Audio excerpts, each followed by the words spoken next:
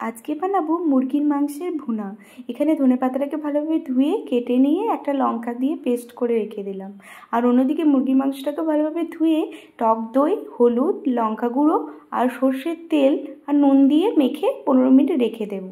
অন্যদিকে কড়াইয়ে সর্ষের তেল দিয়ে দিয়েছি গোটা গরম মশলার তেজপাতা, দিয়ে দেবো টমেটো কুচি আর পেঁয়াজ কুচি, একটু নাড়াচাড়া করে নিয়ে দিয়ে দেবো রসুন বাটা আর আদা লঙ্কা বাটা, দিয়ে পরিমাণ মতো নুন দিয়ে খানিকক্ষণ মশলাটাকে কষিয়ে নিয়ে দিয়ে দেব কাশ্মীরি লঙ্কা গুঁড়ো।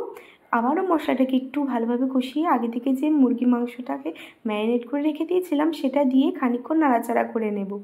আমি এখানে আলু দিয়েছি, আলুটাকে নুন হলুদ দিয়ে ভেজে নিয়েছিলাম, সেটা দিয়ে দিয়েছি। এবার আগে থেকে যে ধনেপাতা আর কাঁচা লঙ্কার পেস্টটা করে রেখেছিলাম সেটা দিয়ে দেবো। এখানে আমি আর কোনো জলের ব্যবহার করিনি। ধনেপাতার এর ফ্লেভারে মাংসটা এবার নুন দিয়ে ভালোভাবে কষিয়ে নামিয়ে নেব। আমার ভিডিওটি ভালো লাগলে অবশ্যই শেয়ার করে দেবেন। নমস্কার।